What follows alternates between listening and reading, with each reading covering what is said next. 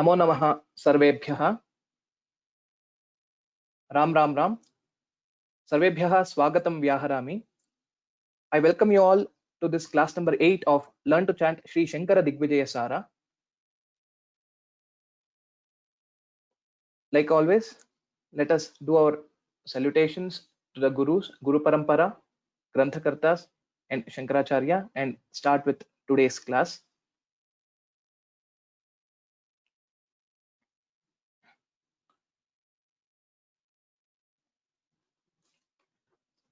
गुरुरेव गतिर्गुरुमेव भजे गुरुणैव सहास्मि नमो गुरवे न गुरोः परमं शिशुरस्मि गुरोः मतिरस्ति गुरौ मम पाहि गुरो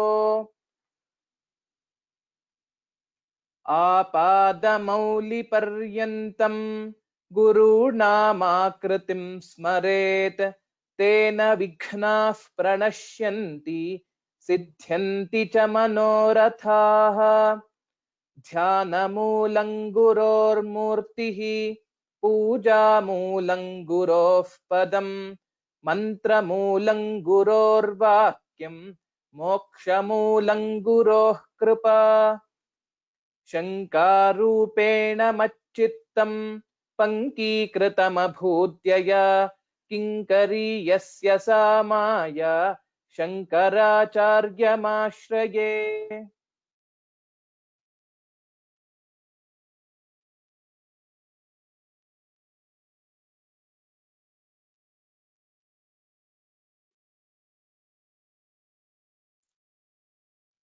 Let us start with the new shlokas first and then we will revise at the end.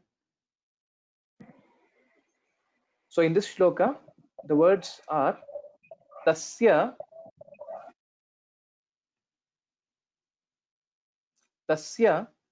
prapanna paritoshaduho guhayaha सः त्रिः प्रदक्षिण परिक्रमणं विधाय द्वारं प्रति प्रणिपतन् जनतापुरोगं तुष्टहृदयस्थम् अपास्तशोकम्. तुष्टहृदयस्थम् अपास्तशोकम्. These are the words in this shloka. Prithvi, please repeat after me.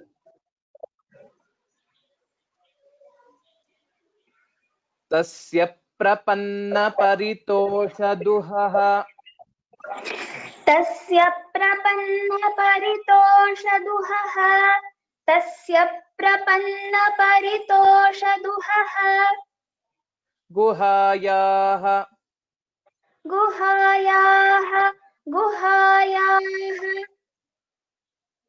सत्रिः प्रदक्षिण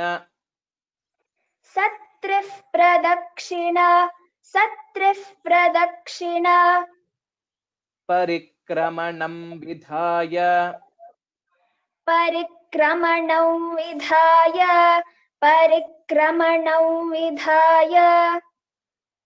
द्वारं प्रति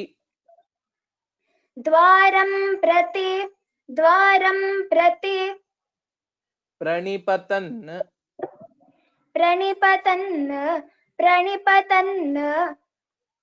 जनतापुरोगं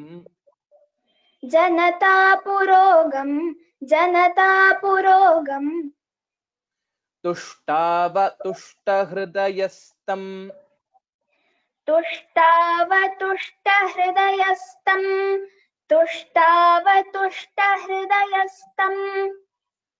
अपास्तशोकम्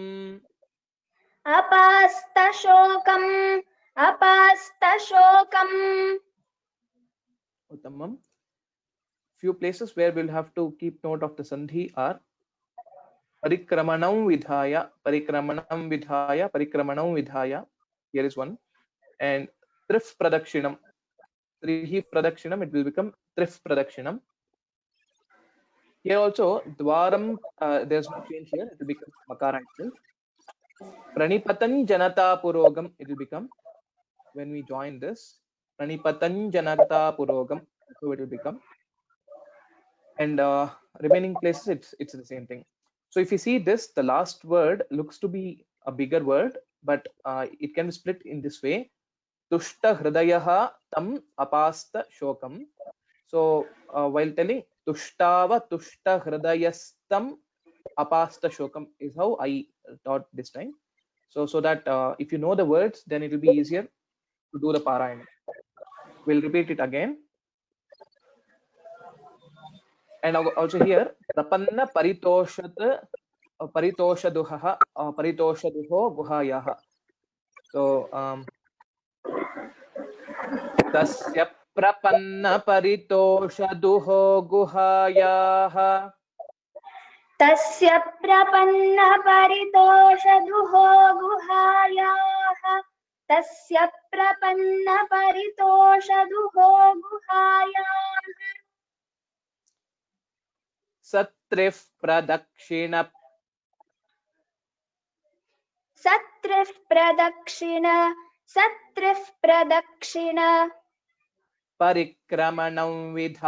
सत्रिः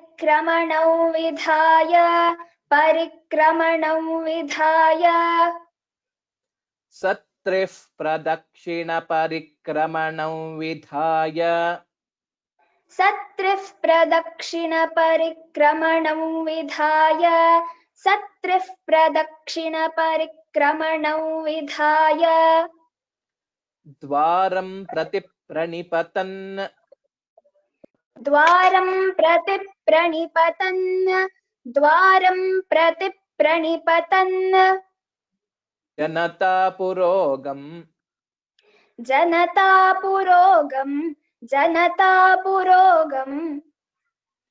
द्वारं प्रति प्रणिपतं जनतापुरोगम्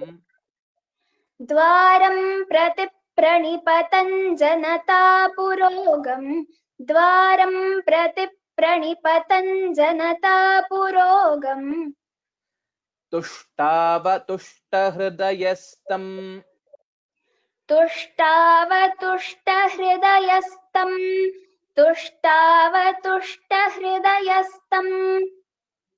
अपास्तशोकम्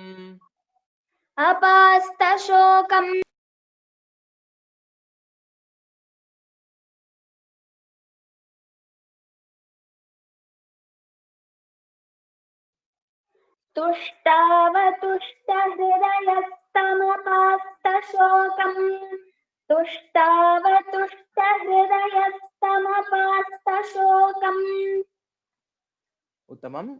I'll again tell the pada wise and then we will go to the half shloka. Tasya prapanna paritoshaduho guhayaha.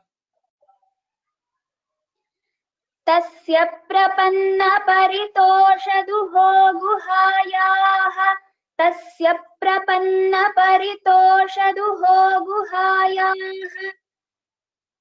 सत्रिः प्रदक्षिण परिक्रमणं विधाय सत्रिः प्रदक्षिण परिक्रमणं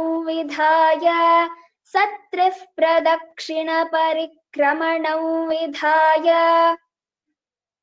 द्वारं प्रति प्रणिपतं जनतापुरोगम्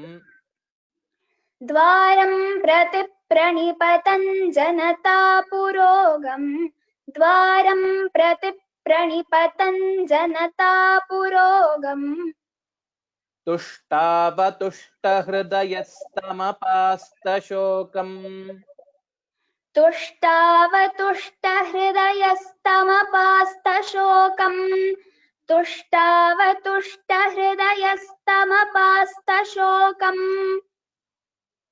Uttamam. I will tell the half shloka now.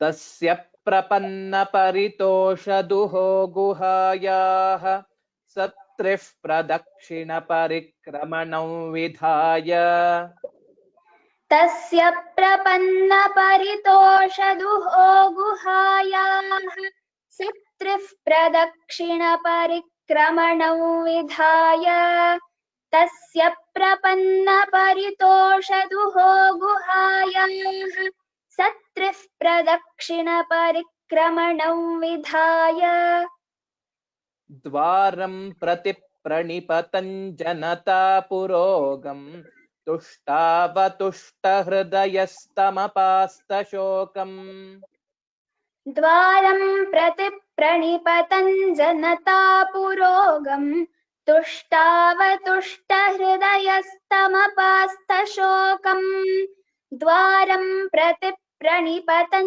जनता पुरोगम् तुष्टावतुष्टहृदयस्तमपास्तशोकम्. उत्तमम्. Please tell the shloka twice slowly. तस्य प्रपन्नपरितोषदुहो गुहायाः सत्रिः प्रदक्षिणपरिक्रमणं विधाय द्वारं प्रति प्रणिपतं जनता पुरोगम् तुष्टावतुष्टहृदयस्तमपास्तशोकम् तस्य प्रपन्नपरितोषदुहो गुहायाः सत्रिः प्रदक्षिणपरिक्रमणं विधाय द्वारं प्रति प्रणिपतं जनता पुरोगम् तुष्टावतुष्टहृदयस्तमपास्तशोकम्. Uttamam. Let us see the meaning of this shloka now. In the previous class, we had seen that Shankaracharya, taking the sannyasa, keeping a danda in his hand and the kashaya vastra, which is the new kashaya vastra, he comes to the banks of the river Narmada, and at the same time, it was also the sunset. So then, Sri Shankara went round the cave of the sage 3 times. The sage is here, Govinda Bhagavad Padaha. So he will go, who the sage is such who gives pleasure to those who have surrendered to him. Shankara prostrated at the entrance and felt happy. He praised the Guru, the leader of all men, and the dispeller of the sorrows of all the Shishyas. And next, what happens is the conversation between the Guru and the Shishya. Let us see how it goes. The words in this are Tam Akhila Gunapurnam Vyasaputrasya Shishyat Adhigata Paramartham Gaudapadat Maharshehe Gaudapadan Maharshehe Adhijigamishuhu Eshaha Adhijigamishureshaha Brahma Samsthamaham Tvam Prasramara Mahimanam Prapamekanta Bhaktya. These are the words. Amogha, please repeat after me. The key points or the sandhi points to note in this are Purnam Vyasaputrasya and then Paramarthang Gaudapadat. So here it will become Kakha Gaghanga, the 5th letter of Kavarga. And then Ahantva, it will become Ahantvam. So these are the places where we'll have to focus. And otherwise, wherever there is a Sanyukta Akshara and a Mahaprana, you already know that we'll have to pay more attention there.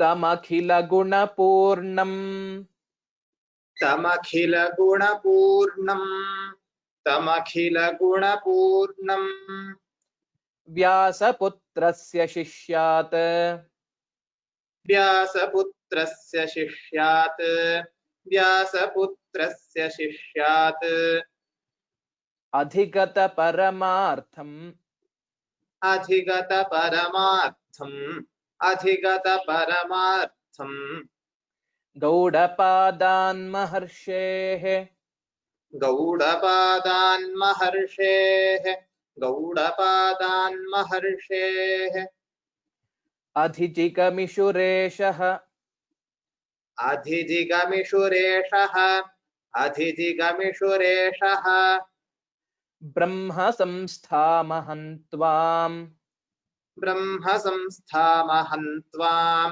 Brahma Samsthamahantvam Prasramara Mahimanam प्रसृमरमहिमानम् प्रसृमरमहिमानम् प्रापमेकान्तभक्त्या प्रापमेकान्तभक्त्या प्रापमेकान्तभक्त्या तमखिलगुणपूर्णम् तमखिलगुणपूर्णम् व्यासपुत्रस्य शिष्यात् व्यासपुत्रस्य शिष्यात् अधिगतपरमार्थम् अधिगतपरमार्थम् गौडपादान्महर्षेः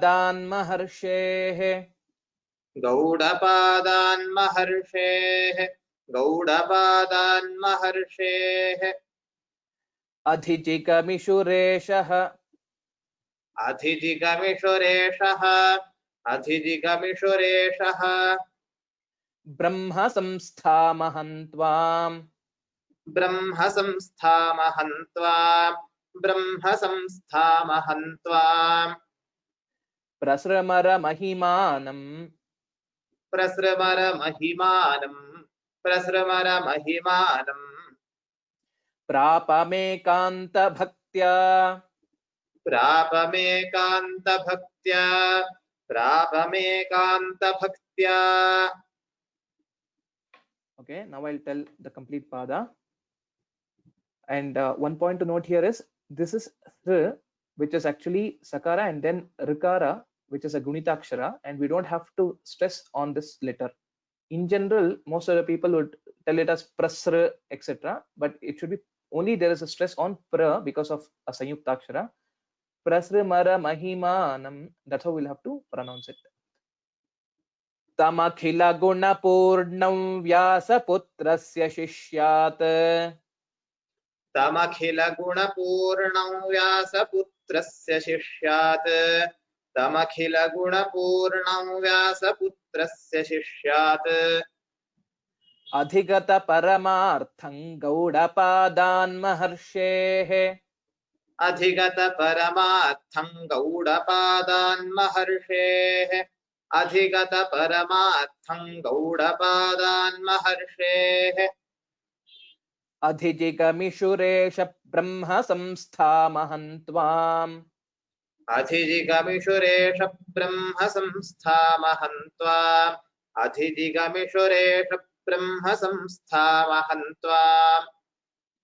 अहन्त्वाम्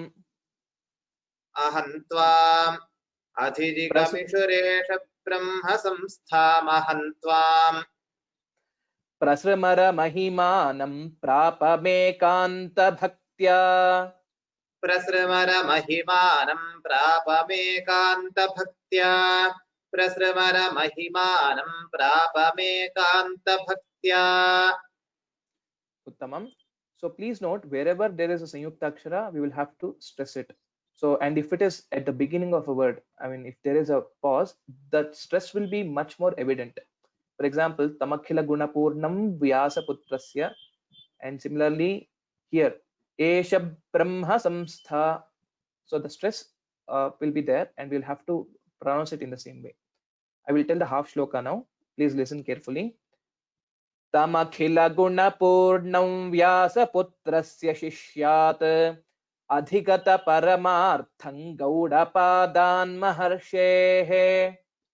तमखिलगुणपूर्णं व्यासपुत्रस्य शिष्यात् अधिगतपरमार्थं गौडपादान्महर्षेः तमखिलगुणपूर्णं व्यासपुत्रस्य शिष्यात् अधिगतपरमार्थं गौडपादान्महर्षेः अधिजिगमिषुरेश Brahma संस्थामहन्त्वाम् प्रसृमरमहिमानं प्रापमेकान्तभक्त्या अधिजिगमिषुरेश Brahma संस्थामहन्त्वाम् प्रसृमरमहिमानं प्रापमेकान्तभक्त्या अधिजिगमिषुरेश Brahma संस्थामहन्त्वाम् प्रसृमरमहिमानं प्रापमेकान्तभक्त्या Uttamam. Please repeat the shloka twice.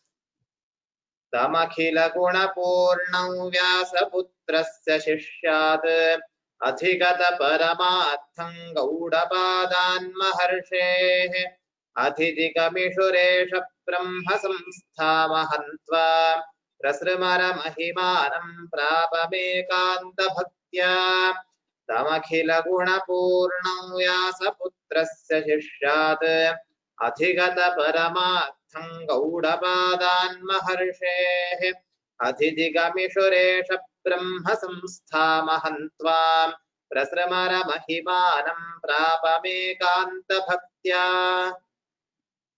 Uttamam. Let us see the meaning of this shloka. Shankara would say, I humbly bow to you, to the Guru, who has in him all virtuous conduct, who is the Shishya of Vyasa's son, Vyasaputrasya Shishyat, sage Shuka, who learnt the truth of the Supreme Being at the feet of the sage Gaudapada, and whose fame has spread throughout the world. I have come to you with the firm determination of learning the art of becoming a realized soul. This is what the Prarthana Shankaracharya would do to the Guru. The next shloka, the words in this are Tasminniti stuvati kastvamiti bruvantam dishtya samadhipadaruddha visrishta chittam. So this again is a samasta pada. So while teaching, I'll break it at appropriate places. Samadhipadaruddha visrishta chittam govinda deshikam uvacha tato vachobhihi prachina punya janita atma vibodha chinhaihi. Again, this last word is one complete word, asamastapada. The words could be prachina punya janita atma vibodha chinhaihi. So, Mahima, please repeat after me. And the probable Sangeet places, here there are not much. The only thing is we will have to keep a note on the Mahaprana and the Sanyuktaksharas. Tasminnitistuvati Tasminnitistuvati kastvamiti pruvantam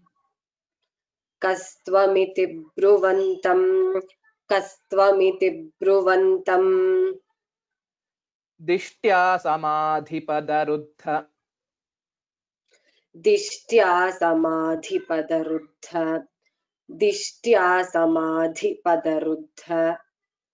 visrishta chittam.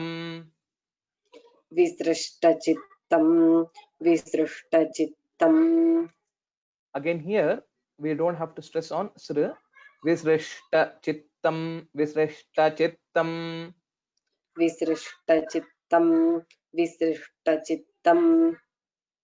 Govinda deshikam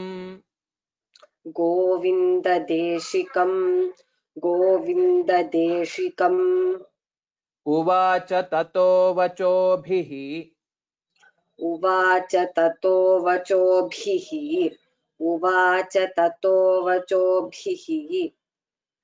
prachina punya janita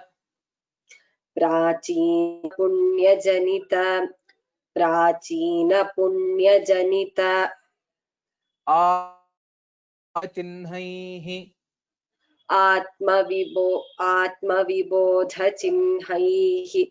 Atmavibodha chinhaihi.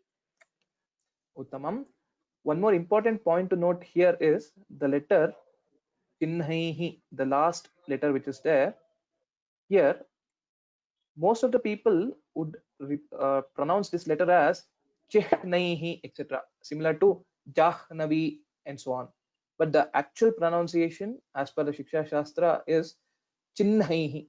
Whenever there is a hakara and then a nakara, na or na, na or ma, if these three letters are there as a sanyuktakshara with ha, we will have to first pronounce the na or ma. The examples: Brahma, Janhavi, Aparanha, etc. So that is one place we will have to keep note of. So it will become Chinnhaihi. First we will have to say N and then it will become Ha. Tasminniti stuvati. तस्मिन्निति स्तुवति तस्मिन्निति स्तुवति Kastvamiti, क्षम्यतां, Kastvamiti ब्रुवन्तं. कस्त्वमिति ब्रुवन्तं कस्त्वमिति ब्रुवन्तं दिष्ट्या समाधिपदरुद्ध. दिष्ट्या समाधिपदरुद्ध दिष्ट्या समाधिपदरुद्ध समाधिपदरुद्ध विसृष्टचित्तं. समाधिपदरुद्ध विसृष्टचित्तं समाधिपदरुद्ध विसृष्टचित्तं गोविन्ददेशिकं. गोविन्ददेशिकं गोविन्ददेशिकम् उवाच ततो वचोभिः. उवाच ततो वचोभिः उवाच ततो वचोभिः प्राचीनपुण्यजनितात्म. प्राचीनपुण्यजनितात्मा प्राचीनपुण्यजनितात्मा विबोधचिह्नैः. विबोधचिह्नैः विबोधचिह्नैः Okay, I will tell the pada. Tasminniti stuvati. तस्मिन्निति स्तुवति तस्मिन्निति स्तुवति One second, I will tell the half the pada. Tasminniti stuvati kastvamiti pruvantam. तस्मिन्निति स्तुवति कस्त्वमिति ब्रुवन्तं तस्मिन्निति स्तुवति कस्त्वमिति ब्रुवन्तम् दिष्ट्या समाधिपदरुद्ध विसृष्टचित्तं.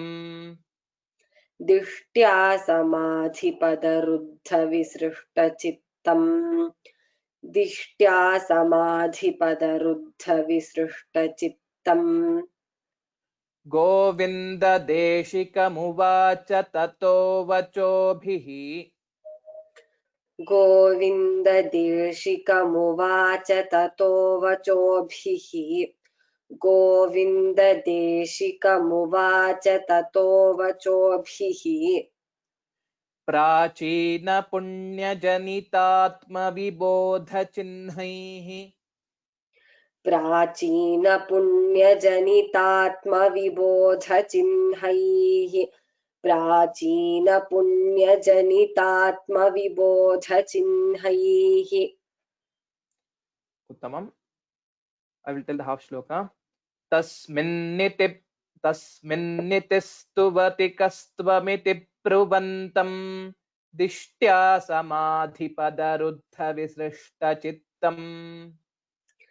तस्मिन्निति स्तुवति कस्त्वमिति ब्रुवन्तं दिष्ट्या समाधिपदरुद्ध विसृष्टचित्तं तस्मिन्निति स्तुवति कस्त्वमिति ब्रुवन्तं दिष्ट्या समाधिपदरुद्ध विसृष्टचित्तम् गोविन्ददेशिकमुवाच ततो वचोभिः. प्राचीनपुण्यजनितात्मविबोधचिह्नैः. गोविन्ददेशिकमुवाच ततो वचोभिः प्राचीनपुण्यजनितात्मविबोधचिह्नैः गोविन्ददेशिकमुवाच ततो वचोभिः प्राचीनपुण्यजनितात्मविबोधचिह्नैः उत्तमम्. Please repeat the shloka twice. तस्मिन्निति स्तुवति कस्त्वमिति ब्रुवन्तं दिष्ट्या समाधिपदरुद्ध विसृष्टचित्तं गोविन्ददेशिकमुवाच ततो वचोभिः प्राचीनपुण्यजनितात्मविबोधचिह्नैः तस्मिन्निति स्तुवति कस्त्वमिति ब्रुवन्तम् दिष्ट्या समाधिपदरुद्धविसृष्टचित्तम् गोविन्ददेशिकमुवाच ततो वचोभिः प्राचीनपुण्यजनितात्मविबोधचिह्नैः. Uttamam. Let us see the meaning of this. When Sri Shankara was thus praying to the Guru, Sri Govinda Bhagavatpada, who was deeply immersed in Samadhi, intuitively learned about the greatness of Shankara, who had come near his cave, got out of his state of Samadhi and asked, "Who are you?" Sri Shankara replied in words indicating his self-realization, which can be obtained only by the virtuous conduct in the previous births. Prachina Punya Janita Atma Vibodha Chinnaihi. Those were the indicators through which Shankara answered his question. Next shloka. Words are Swamin Aham, Swaminaham, Na Prithivi, Na Jalam, Na Tejaha, Na Sparshanaha, Sparshano, Na Gaganam, Na Cha Tadguna Va, Napindriyanyapi, Napindriyanyapi, Tu Vidhi Tatovashishtaha, Yah Kevalosti Paramaha Saha Shivohamasmi. Paramassa Shivohamasmi. The probable sandhi points are Ahan, Swaminnahanna, here again, Ahanna, Vina Jalanna, Gagananna, and then Yahkevalosti, Paramassa. These are the places where the sandhi is there. Prithvi, please repeat after me. Swaminnahanna Prithivi. स्वामिन्नहन्न पृथिवी स्वामिन्नहन्न पृथिवी न जलन्न तेजः न जलन्न तेजः न जलन्न तेजः न स्पर्शनो न गगनम् न स्पर्शनो न गगनम् न स्पर्शनो न गगनम् न च तद्गुणा वा न च तद्गुणा वा न च तद्गुणा वा नापीन्द्रियाण्यपि तु नापीन्द्रियाण्यपि तु विद्धि ततो वशिष्ठः विद्धि ततो वशिष्ठः यः केवलोऽस्ति परमः यः केवलोऽस्ति परमः स शिवोऽहमस्मि स शिवोऽहमस्मि उत्तमम् स्वामिन्नहन्न पृथिवी न जलन्न तेजः स्वामिन्नहन्न पृथिवी न जलन्न तेजः स्वामिन्नहन्न पृथिवी न जलन्न तेजः न स्पर्शनो न गगनं न च तद्गुणा वा न स्पर्शनो न गगनं न च तद्गुणा वा न स्पर्शनो न गगनं न च तद्गुणा वा नापीन्द्रियाण्यपि तु विद्धि ततो वशिष्ठः नापीन्द्रियाण्यपि तु विद्धि ततो वशिष्ठः नापीन्द्रियाण्यपि तु विद्धि ततो वशिष्ठः यः केवलोऽस्ति परमः स शिवोऽहमस्मि यः केवलोऽस्ति परमः स शिवोऽहमस्मि यः केवलोऽस्ति परमः स शिवोऽहमस्मि. I will again teach the pada wise. स्वामिन्नहन्न पृथिवी न जलन्न तेजः स्वामिन्नहन्न पृथिवी न जलन्न तेजः. स्वामिन्नहन्न पृथिवी न जलन्न तेजः. न स्पर्शनो न गगनन्न च तद्गुणावा न स्पर्शनो न गगनन्न च तद्गुणा वा. न स्पर्शनो न गगनन्न च तद्गुणा वा. नापीन्द्रियाण्यपि तु विद्धि ततो वशिष्टः नापीन्द्रियाण्यपि तु विद्धि ततोऽवशिष्टः. नापीन्द्रियाण्यपि तु विद्धि ततोऽवशिष्टः. यः केवलोऽस्ति परमः स शिवोऽहमस्मि यः केवलोऽस्ति परमः स शिवोऽहमस्मि. यः केवलोऽस्ति परमः स शिवोऽहमस्मि. उत्तमम्. You can tell the shloka twice. स्वामिन्नहन्न पृथिवी न जलन्न तेजः. न स्पर्शनो न गगनन्न च तद्गुणा वा. नापीन्द्रियाण्यपि तु विद्धि ततोऽवशिष्टः. यः केवलोऽस्ति परमः स शिवोऽहमस्मि. स्वामिन्नहन्न पृथिवी न जलन्न तेजः.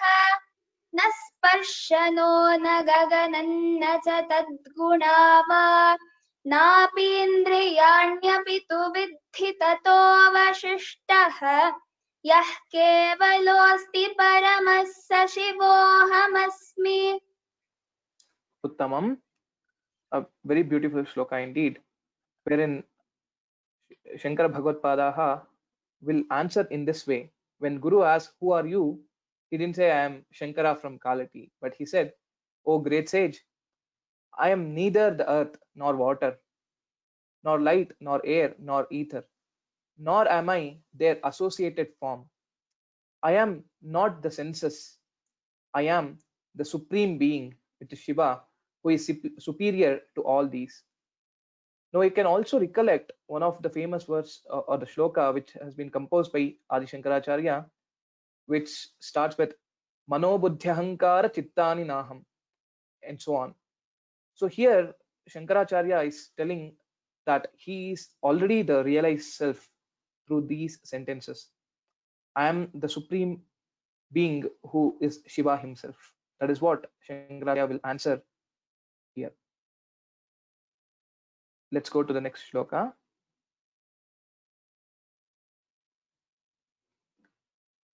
The words in this are Akaranya Shankara Munehe Vachanam Munervachanam Taditham Advaita Darshana Samutham Upatta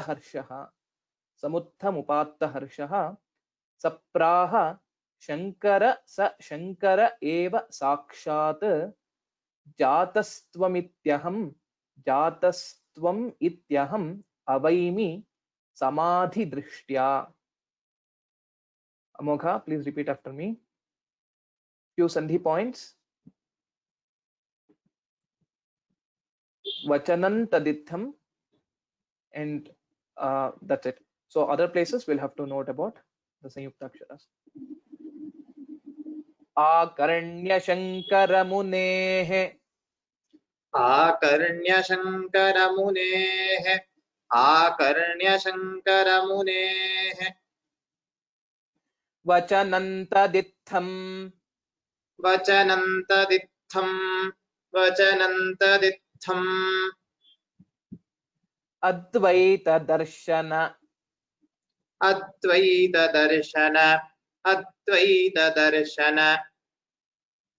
Samuthamupatta Harshaha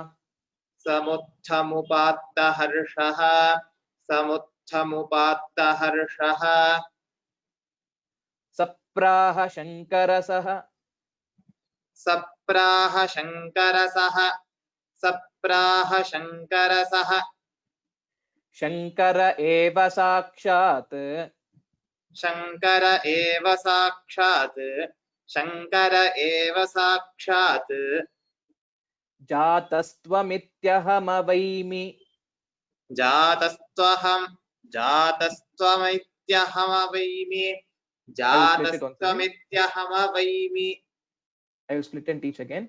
जातस्त्वमिति जातस्त्वमिति जातस्त्वमिति अहमवैमि अहमवैमि अहमवैमि समाधिदृष्ट्या समाधिदृष्ट्या समाधिदृष्ट्या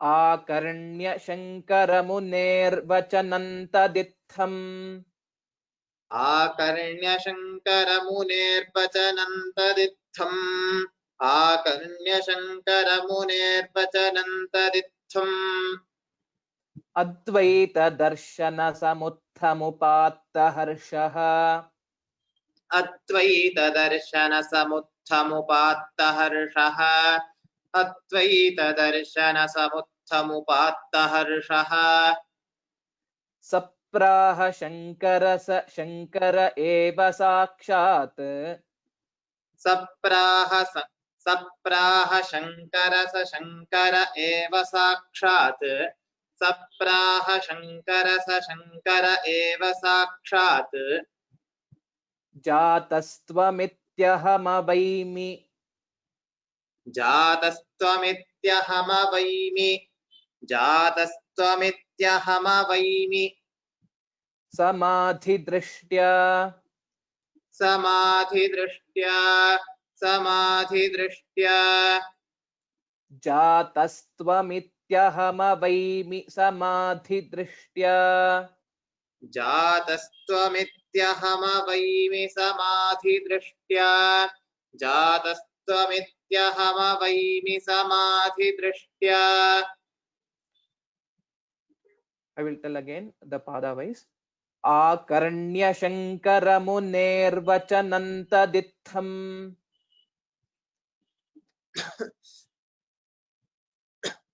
आकर्ण्य शङ्करमुनेर्वचनन्तदित्थम् आकर्ण्य शङ्करमुनेर्वचनन्तदित्थम् अद्वैतदर्शनसमुत्थमुपात्तहर्षः अद्वैतदर्शनसमुत्थमुपात्तहर्षः अद्वैतदर्शनसमुत्थमुपात्तहर्षः सप्राह शङ्कर एव साक्षात् सप्राह शङ्कर शङ्कर एव साक्षात् सप्राह शङ्कर शङ्कर एव साक्षात् जातस्त्वमित्यहमवैमि समाधिदृष्ट्या जातस्त्वमित्यहमवैमि समाधिदृष्ट्या जातस्त्वमित्यहमवैमि समाधिदृष्ट्या उत्तमम्. Please repeat it twice.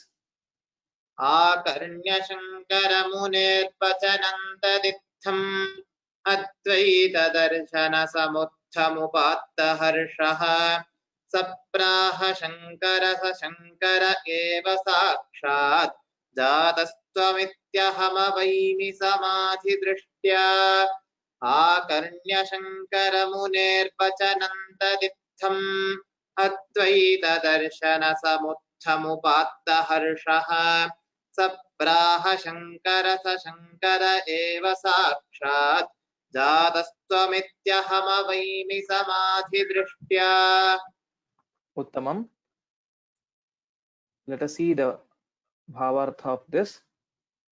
Then Sri Govinda Bhagavatpada heard these words which were told by Shankaracharya, which fully explained the philosophy of Advaita, became very much pleased and told Sri Shankara, you are the same person who lives in Kailasa. He is referring to Bhagavan Shankara and says, through my deep meditation, I learned that for the sake of the welfare of the world, you have incarnated yourself as Shankaracharya. The next shloka. Tasya upadarshitavatah charanau tasyopadarshitavatash charanau guhayaha dvare न्यपूजयत् उपेत्य स शंकरार्यः आचार इत्युपदिदेश स तत्र तस्मै गोविन्दपादगुरवे सः गुरुः मुनीनां महिमे. Please repeat after me. So here again we'll have to keep note of the Sanyukta Aksharas and Mahapranas. Tasyopadarshitavatah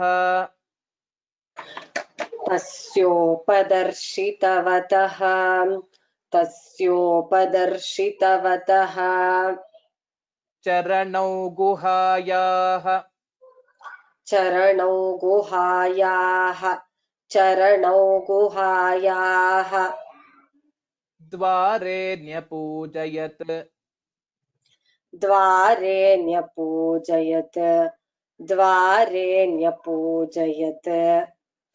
उपेत्य स शंकरार्यः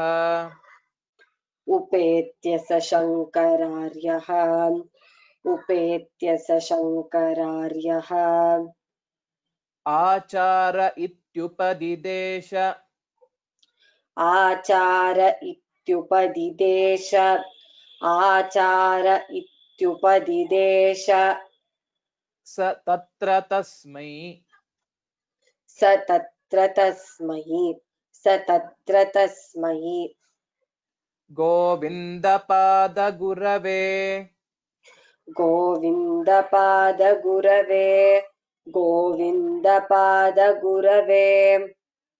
सगुरुर्मुनीनां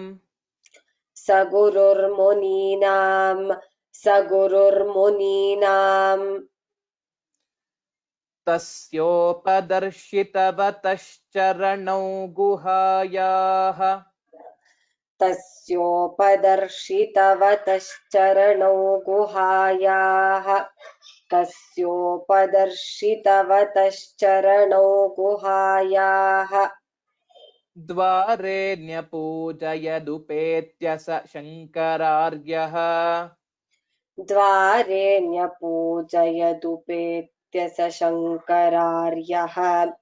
द्वारे न्यपूजयदुपेत्य स शंकरार्यः आचार इत्युपदिदेश स तत्र तस्मै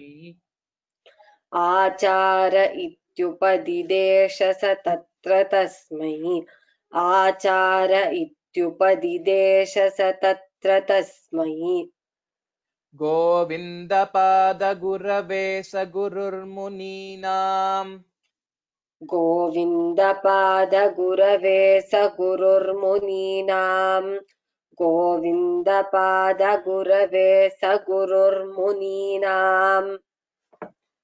तस्योपदर्शितवतश्चरणौ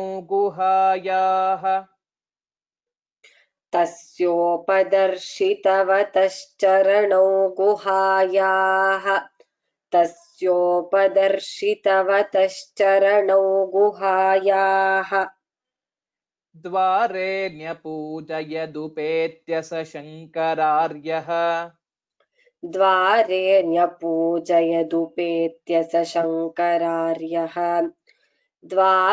न्यपूजयदुपेत्य स शंकरार्यः आचार इत्युपदिदेश स तत्र तस्मै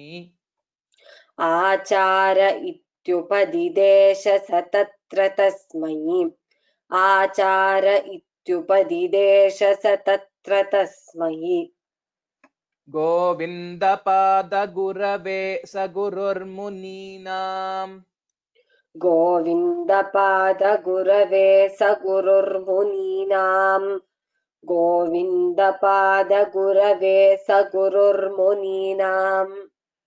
Uttamam. Please repeat it twice.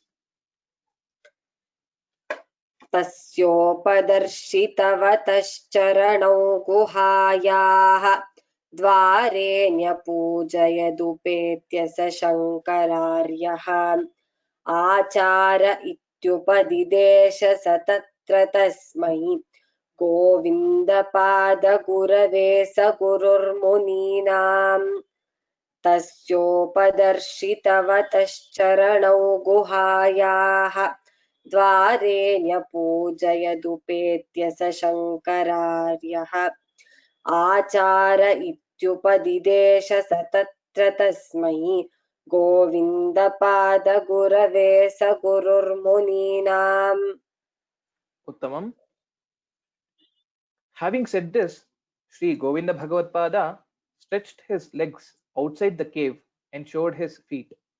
Sri Shankara worshipped the Guru by performing the puja to his feet. By his conduct, Sri Shankara indicated to the whole world that the first duty of a disciple is to perform the puja at his Guru's feet. Sri Govinda Bhagavad Pada, the scholar among the saints, approved by his conduct the worship thus made by Sri Shankara and taught him the knowledge of Brahman. If you can recollect, Shankaracharya has also composed one more shloka, Bhajagovindam, when he will first say Bhajagovindam, Bhajagovindam, Govindam Bhaja Mudhamate. So in this, he indicates two things. One is we will have to always pray to Govinda, who is Narayana. And in another way, he is telling that you will also have to bow to your Guru, because Shankaracharya's Guru is Govinda Bhagavad Pada. Let us see the next shloka.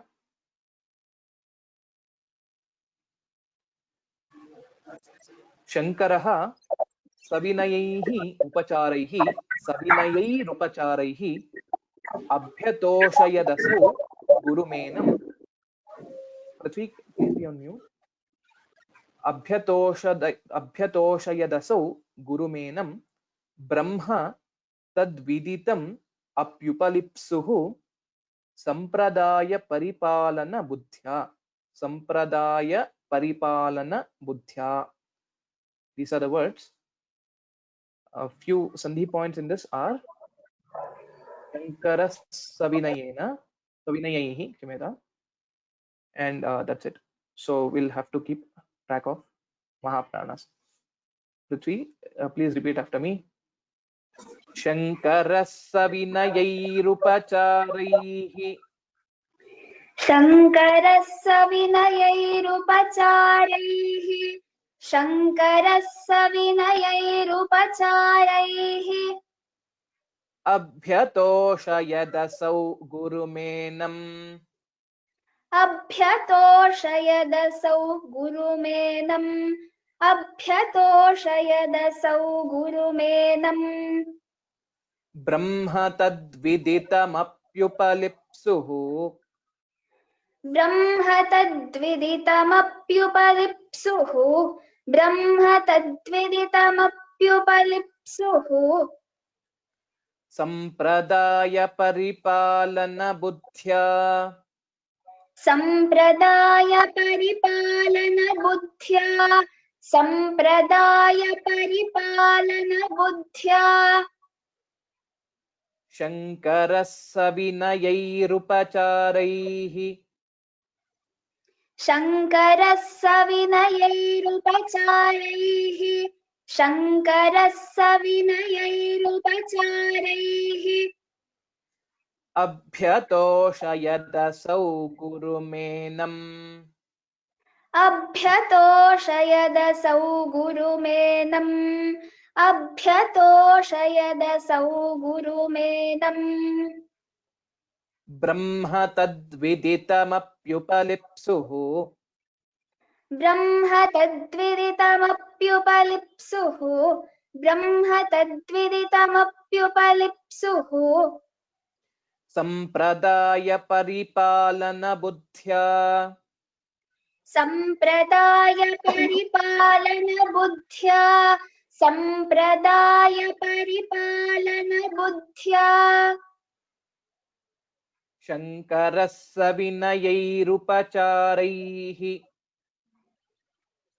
शङ्करः सविनयैरुपचारैः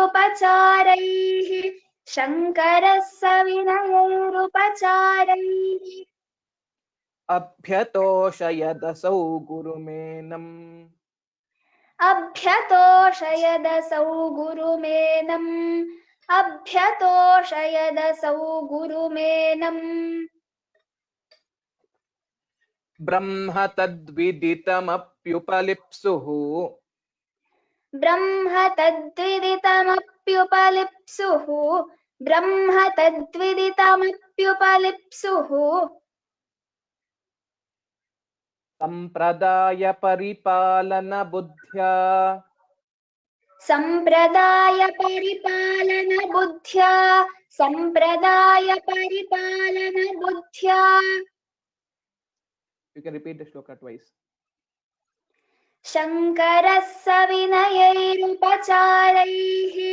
अभ्यतोषयदसौ गुरुमेनम् ब्रह्म तद्विदितमप्युपलिप्सुः सम्प्रदाय परिपालन बुद्ध्या शङ्करः सविनयैरुपचारैः अभ्यतोषयदसौ गुरुमेनम् ब्रह्म तद्विदितमप्युपलिप्सुः सम्प्रदाय परिपालन बुद्ध्या Uttamam. Though Sri Shankara had already realized the Supreme Being, yet he wanted to show to the world and establish the principle that it is only the knowledge obtained from the Guru after the seva to him that can yield the fruits. And thus he did Guru Seva and pleased him. With this, we will wind up today's class. We have completed 53 shlokas so far. We are almost completed the 25% of the Grantha. Given that there are 214 shlokas, 53 shlokas is almost 1/4 of the whole Grantha which we are learning. And Dhanyavadaha from my side for all of you who have submitted your assignments. For those who submitted the assignments through email and through WhatsApp, I have already sent an acknowledgement saying that I have received your assignments. For those who have submitted through the Google form, I have verified that for each of the entry, there is a corresponding audio file, and hence I am acknowledging your the submission of your assignments. I have started going through them. So probably by end of this week or so, I'll be able to complete, and I will provide you the feedback or if there are any corrections and commendations. And Dhanyavadaha for submitting the assignments. Now let us do the revision. I will lower your hands. Please raise your hands, and then I will call your names for the revision. Please start raising your hands now.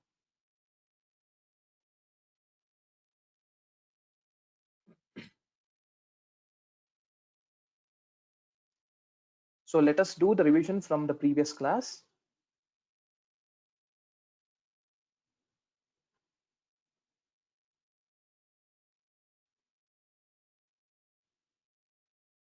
We'll have to do it from shloka number 39.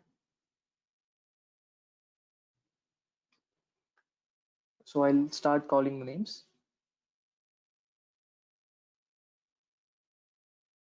And towards the end, if there are any questions, I will take, I'll answer those questions towards the end.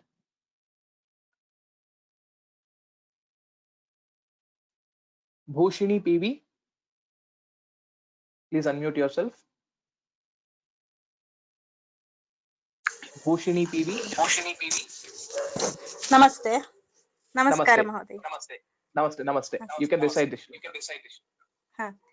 Iti vichintya sajatumi bahujalam saritam samupayatum jalam magahata tatra samagrahit jalacharascarani jalamiyushaha. Very good. Only the second pada, it is samupayayau. Apart from that, the pronunciation was very good. Okay, thank you. Dhanyavadaha. Next, Chakradhar NR. Please unmute yourself. Namaskarah. Namaste. The 40th shloka. सचरुरोदजले जलचारिणा धृतपदो ह्रियतेऽम्बकरोमि किं चलितुमेकपदन्न च पारये बलवता विवृतोर्मुखेनः. Uttamam. Very, very well said. Dhanyavadaha. धन्यवादः. Next, Jyotsna Ramu.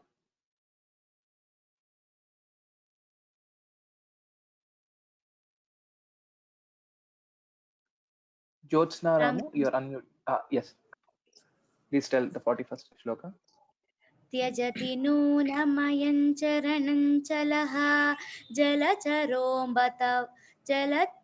जलचरोऽम्बतवानुमतेन मे सकलसन्न्यसने परिकल्पिते यदि तवानुमतिः परिकल्पये. Uttamam. Uttamam. Well said. Meenakshi. 42nd shloka. Can you hear me? Yes. Okay. 40 seconds. Please screen, please. I'm displaying it. Yeah. इति शिशौ चकिता वदति स्फुटं व्यधित सानुमतिं द्रुतमम्बिका सतिसुते भविता मम दर्शनं मृतवतस्तदुनेति विनिश्चयः. Very well said. Uttamam.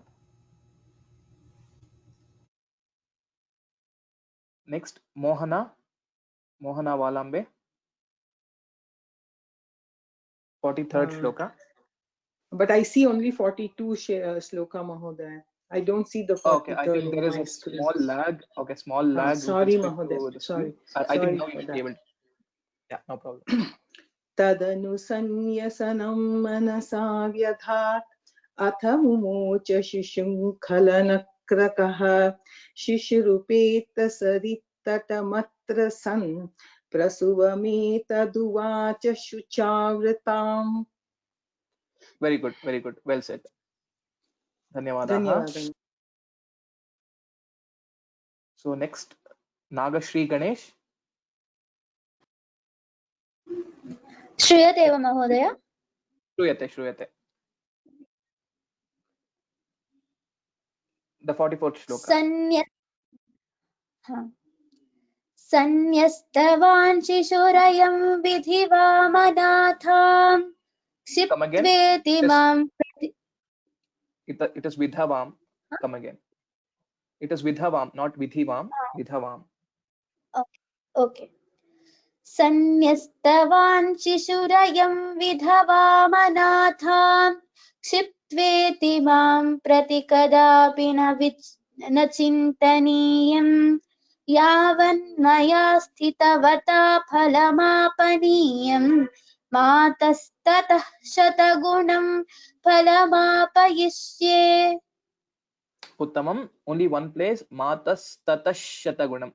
So when you join these two, it becomes tatashatagunam and phalamapayishe, the bit of Mahaprana at pha. Otherwise, it was well said. Dhanyavadaha.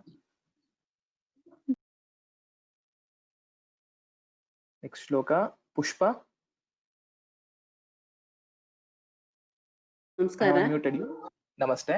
ನಾನು 47 ಹೇಳ್ತೀನಿ sir. ನಾನು ಹೋದ್ವಾರ problem ಇತ್ತು, ಒಂಚೂರು ಕಲಿತಾ ಇದ್ದೀನಿ ಇನ್ನು. Okay, 47th ಹೇಳ್ತೀರಾ? ಹಾ ಹೇಳಿ. ತಸ್ಯ ಪ್ರಪನ್ನ ಪರಿತೋಷು ದುಹೋ ಗುಹಾಯಾಃ ಸತ್ರಿ ಪ್ರದಕ್ಷಿಣ ಪರಿಕ್ರಮಣಂ ವಿಧಾಯ ದ್ವಾರಂ ಪ್ರತಿಪಣಿಪತಂ Janata ಪುರೋಗಂ ತುಷ್ಟಾವತುಷ್ಟ ಹೃದಯಸ್ತಮಪಾಸ್ತ ಶೋಕಂ. Uttamam. Okay, you have said well, except for a bit of the Mahaprana, bit of polishing is required. Otherwise, it was well said. Okay. Dhanyavadaha. So, Savita Sajjan.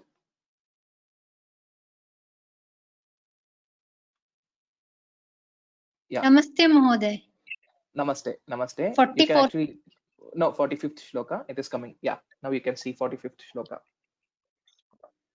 इत्थं सुधीः स निरवग्रह मातृलक्ष्मी शानुग्रहो घटजबोधित भाविवेदी एकान्ततो विगत भोग्य पदार्थ तृष्णः कृष्णे प्रतीचि निरतो निरागन्निशान्तं निशान्तात्.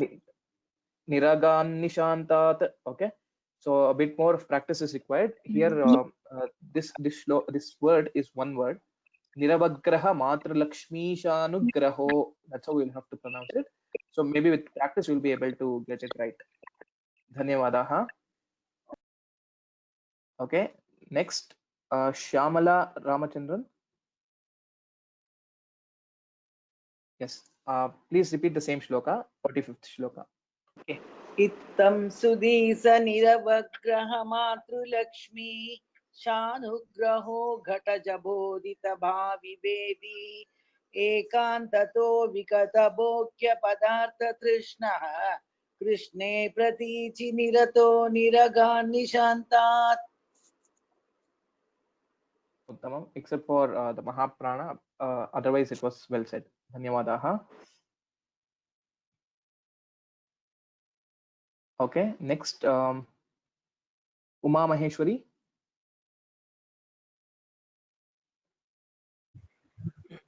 Ram.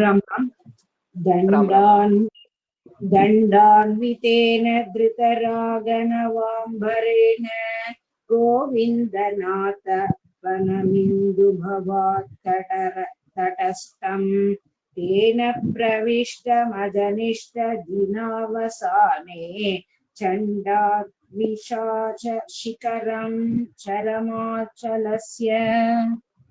Okay, the last pada, it is Chandatvisha. It's not Chandatvisha. So there, the Hraswa itself, Chandatvisha Shikharam. Again, bit of Mahaprana. I think it was well said. Dhanyavada. Next, Sita Lakshmi Amma.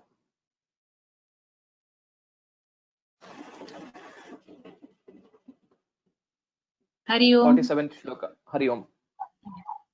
तस्य प्रपन्न परितोषदुहो गुहायाः सत्रिः प्रदक्षिण परिक्रमणौ विदाय द्वारं प्रति प्रणिपतन् जनता पुरोगं तुष्टावतुष्टहृदयस्तमपास्तशोकम्.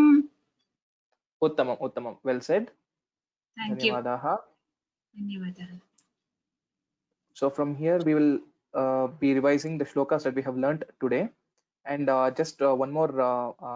I just announced saying that I have acknowledged all for the assignments who had sent through the mail, but except for the mails which were sent on the last day of the submission, so I couldn't reply back to them. I have received the emails.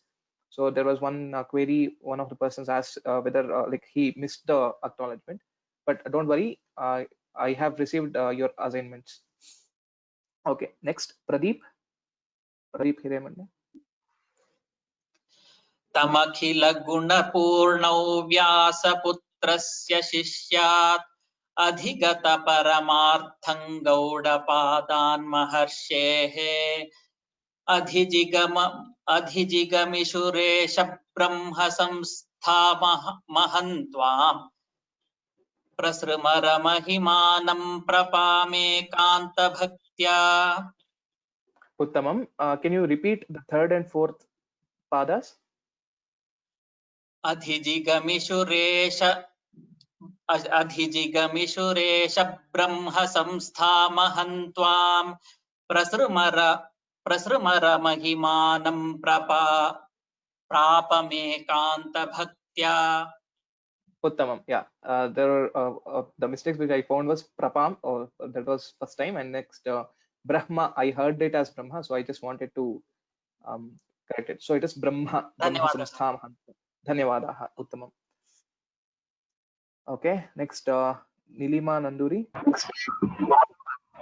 नमस्कारः महोदय।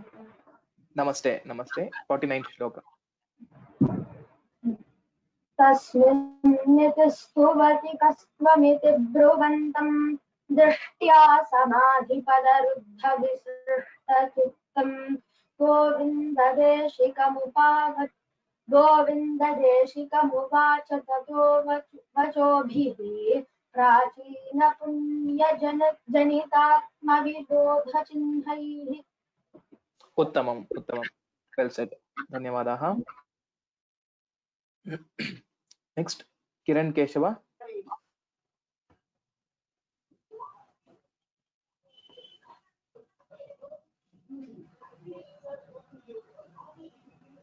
Fiftieth shloka. Hello.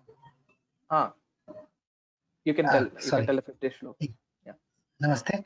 स्वामिन्नहं न पृथिवी न जलं न तेजो न स्पर्शनो न गगनं न च तद्गुणा वा नापीन्द्रियाण्यपि तु विद्धि ततो वसिष्ठो य केवलोऽस्ति परमः स शिवोऽहमस्मि. Well said. Except that, so since we are breaking at the padas, we can tell it as tejaha, but there's no harm in telling tejo nasparshano. Basically, you're making a sandhi between the two padas. That's not a problem. When we are reciting as a parayanam, it is correct only. Dhanyavadaha. Okay. Next, Manya. Manya, you. Yeah. Ram, sir. Ram. आकर्ण्य शङ्करमुनेर्वचनं तदित्थम् अद्वैतदर्शनसमुत्थमुपत्तहर्षः सप्राह शङ्कर स शङ्कर एव साक्षात् जातस्त्वमित्यहमवैमि समाधिदृष्ट्या. Well said. Upatta harsham is upatta harsha is where you missed that upatta. Okay. Apart from that, well said. Dhanyavadaha. Jaldhar. The 52nd shloka. Jai Shri Krishna. Tasyopadarshitavasascharano guhaya द्वारे न पूजयदुपेत्य सशङ्करार्यः आचार्य इत्युपदिदेश स तत्र तस्मै गोविन्दपादगुरुवे स गुरुर्मुनीनाम्. Uttamam, well said, except for it is Gurave and not Guruve. So Govindapada Gurave. Yeah, Gurave. Okay, because the Chaturthi Vibhakti will be Gurave. So yeah, well said. Dhanyavadaha. You can repeat the last shloka as well. 53rd. Shankara savinayerupachareh abhyatoshayadaso gurumenam brahma tadviditamupaphupalipsuhu sampradaya paripalana buddhya. Uttamam, well said. Dhanyavadaha. I will make one more announcement and then I will tell all the shlokas together. Some of you said that you did not receive the email on how to submit the assignment, the Google form link and so on. For those of you who did not receive any communication related to the assignment, so you will have to do one thing. So after logging into the Sanskrit from Home webpage and going to our course, which is Learn to Chant Shri Shankara Digvijaya Sara, you will have to unsubscribe and again take the course. There is a small technical glitch because of which some of the emails are not being pushed to the mailing list, because of which you will have to do this exercise once. So I again repeat, so those of you who did not receive the email correspondence related to assignment submission, please go to the course page, and when you go towards the bottom, there will be unsubscribe now button. Unsubscribe and again take the course, take this course. You'll have to click it back again to get it subscribed. By doing so, your email address will be pushed to our mailing system, and hence you'll be able to receive all the communications in future. Dhanyavadaha. Now I will repeat all the shlokas that we have learnt today.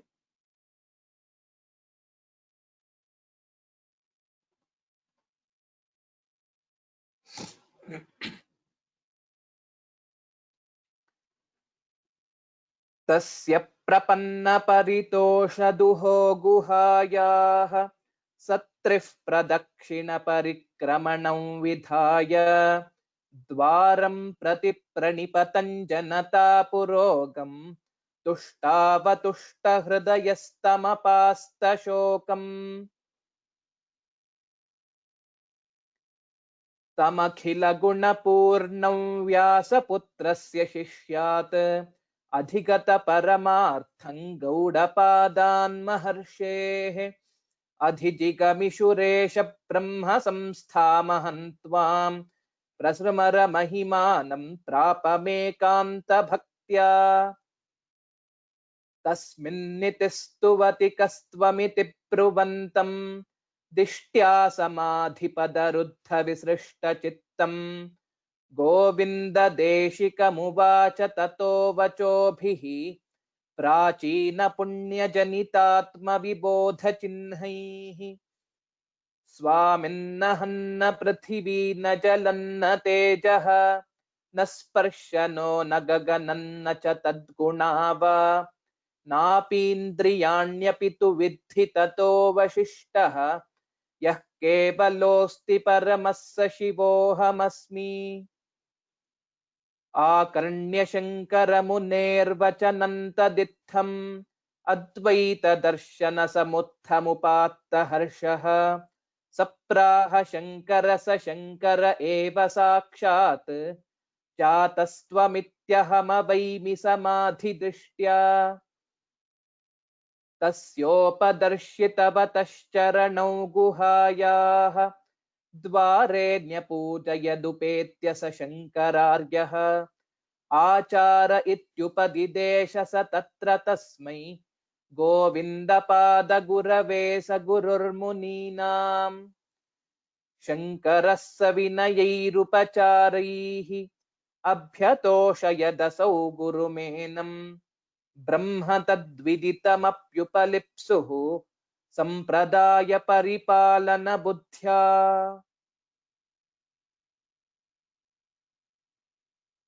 With this, we will end our today's class. सर्वेभ्यः राम राम राम धन्यवादाः। भवशङ्कर देशिक मे शरणम्. In case you have any questions or doubts, please write an email to raghu.vyoma@gmail.com. To access all our class materials, you can visit sanskritfromhome.in. And in case if you have any question or anything, maybe you can raise hand. Maybe I can give 1 or 2 minutes for question and answers, and then we can close today's session.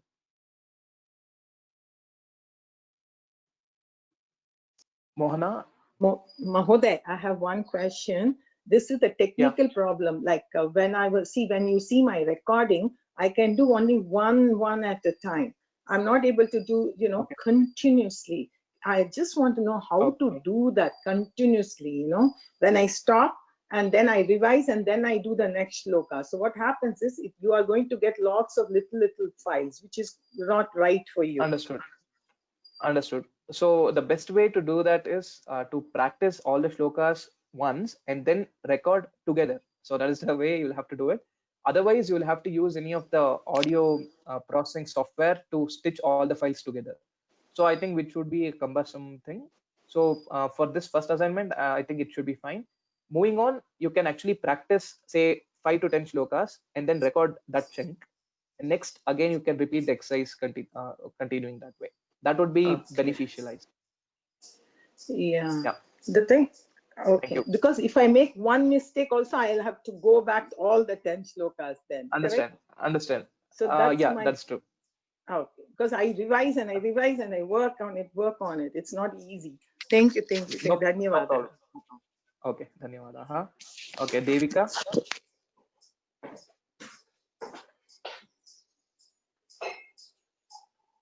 Devika, yeah, you have any question?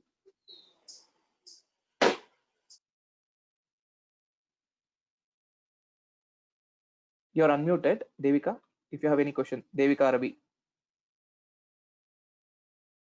Okay. I think we are up with the time. So, धन्यवादाः सर्वेभ्यः. राम राम राम. पुनर्मिलामः.